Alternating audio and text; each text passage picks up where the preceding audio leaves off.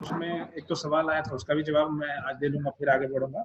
दूसरे उस क्लास में जो कंपैरिजन था वो छूट गया था, comparison between the active immunity and passive immunity. Last की स्लाइड में आप लोगों ने देखा होगा। उस कंपैरिजन में ये था कि जो एक्टिव इम्यूनिटी है वो लॉन्ग टाइम तक प्रोटेक्शन देता है in comparison to the passive immunity. पढ़ा था कि एक्टिव इम्यूनिटी में एंटीबॉडीज, एंटीजेंस बॉडी में डाले जाते हैं, वो एंटीबॉडी खुद बॉडी उसके अगेंस्ट तैयार करती है। और पैसिव इम्यूनिटी में बना बना एंटीबॉडी, जिसको रेडीमेड बोलते हैं, वो हम लोग एंटर करते थे। तो वो बस एक दो स्लाइड करके उसके बाद हम आप एक मिनट आप लोग को म्यूट कर देता हूँ मैं सबको पहले, नहीं तो आवाज बहुत ज्यादा बैक से आ रही है। एक दो को मैं अफजाल को अनम्यूट कर रहा हूँ, और कशिश आपको मैं अनम्यूट कर दूंगा। दो लोग अनम्यूटेड रहेंगे। ओके, तो वो कंपैरिजन बच रहा था। इस कंपैरिजन में हमने देखा था कि जो एक्टिव इम्यूनिटी है उसका प्रोटेक्शन ऑफ ड्यूरेशन, मतलब बहुत दिनों तक, समटाइम्स लॉन्ग लाइफ जो है आपको प्रोटेक्शन देता है वो। लेकिन जो पैसिव इम्यूनिटी है वो बहुत शॉर्ट पीरियड के लिए होता है, और वो डिजीज के साथ ही फिर खत्म हो जाता है, थोड़े टाइम के लिए होता है।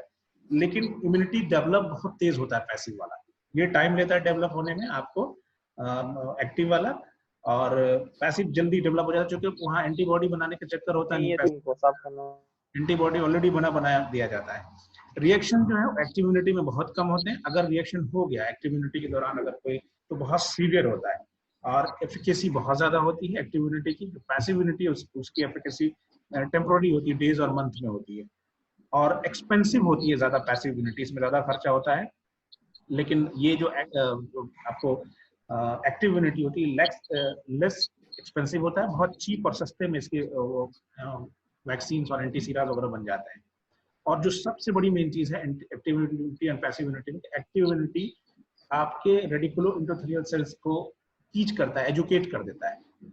ओके, तो it was all about I think जो लास्ट क्लासेस हमारी हुई थी उसके बारे में था, तो कुछ छूट गया था। और थोड़ी देर के लिए मैं अनम्यूट करता हूँ, अगर कोई सवाल है। आपको आवाज साफ आ रही थी, बता दें।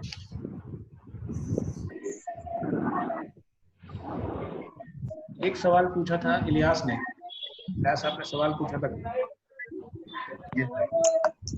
आपने सवाल पूछा था इलियास की वो आईजीजी आईजीएम वगैरह क्या, ये समझ में नहीं आ रहा था। इलियास हैं आज क्या? जी सर, जी सर। तो आपने ये सवाल पूछा था, तो उसके लिए भी मैं सोच रहा था कि आपको थोड़ा सा वो बता दूं। अगेन मैं शहबाज को या कौन है सर जो सामने आ रहा है उसको मैं थोड़ा सा म्यूट कर दूंगा, दो लोगों को, ताकि आप लोग में एक मिनट वेट करें। Afzal is going to unmute and then next Kashish.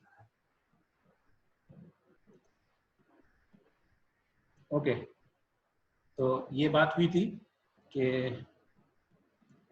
What is इम्यूनोग्लोब्यूल्स। इसने कुछ सवाल पूछा था, उसको मैं बता दूं कि जो इम्यूनोग्लोब्यूल्स है वो 5 तरह के मेनली हैं, और इसकी फर्दर फिर सब डिवाइडेड होती है, सब क्लास होती है इसकी। इन पांचों में जो मेनली है आईजीई, आईजीएम, आईजीए, आईजीइन, आईजीडी।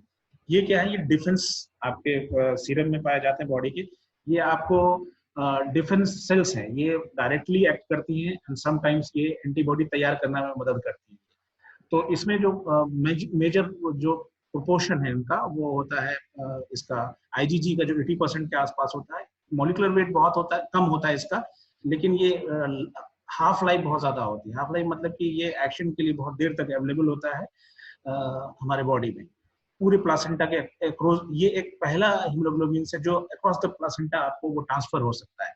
और मेजर एक्टिविटी इसकी होती है एंटीवायरल, एंटीबैक्टीरियल एक्टिविटीज की होती है, यानी वायरस, ज्यादातर वायरस और बैक्टीरिया के खिलाफ ये अगेंस्ट काम करता है। दूसरा जो आईजीएम है वो 6% होता है, और अगर ये आपके खून में पाया जा रहा है, इसका मतलब है कि बहुत रिसेंटली आपको इन्फेक्शन हुआ है। आपने पिछली क्लास में पढ़ा था कि सबसे पहले जो आईजीएम आता है, इसकी हाफ जो लाइफ पीरियड है वो 7 डेज होता है। it is produced by the fetus undergoing an infection, और उसके दौरान ये पैदा हो जाता है। जो आईजी होता है 13% है, और A B activities for wide range of virus and bacteria, बहुत सारे बैक्टीरिया एंड वायरस के अगेंस्ट इसकी एक्टिविटी होती है। और इसकी जो half life period 6 to 8 days होती है। ये जो लोकल इन्फेक्शन होता है म्यूकस मेम्ब्रेन का, उसके खिलाफ आपको लोकल आपको ये प्रोटेक्शन देता है। खास के जो बॉडी के सिक्रीशंस होते हैं इसमें बहुत पाए जाएंगे। बॉडी के सिक्रीशन में मिल्क में, सलाइवा में, टीयर्स में, कोलेस्ट्रम जो पहला मिल्क आता है उसमें, ब्रोंकियल सिक्रीशन जो सांस के रास्ते फेफड़े से निकलता है आपको ब्रोंकस से, नेजल म्यूकोजा जो होते हैं उसके सिक्रीशंस में ही पाए जाते हैं। ये जो प्रोस्टेटिक फ्लूइड्स हैं जो बाहर निकलता है उसमें होता है, वेजाइनल सिक्रीशन में होता है, ऑल द स्मॉल इंटेस्टाइन के जो म्यूकस सिक्रीशन है इसमें होता है। तो ये म्यूकस लेयर के अराउंड जो प्रोटेक्शन है उसको एश्योर करता है। आईजी बहुत कम होता है, ऑलमोस्ट 0.005 मिलीग्राम पर ml सीरम में ये पाया जाता है। हाफ लाइफ 2 डेज होता है। ये सब क्यूटिनस टिश्यू में पाया जाता है, इसलिए जब भी कोई एलर्जेंस होता है या हेलमिंथिक इन्फेक्शंस होता है तो ये बहुत मेजर रोल प्ले करता है। एनाफाइलेटिक जो एलर्जिक एनाफाइलेटिक रिएक्शंस होता है, हाइपर सेंसिटिव लोगों को के जो रिएक्शंस होता है एलर्जी के, उसमें ये डिफेंस मैकेनिज्म का काम करता है।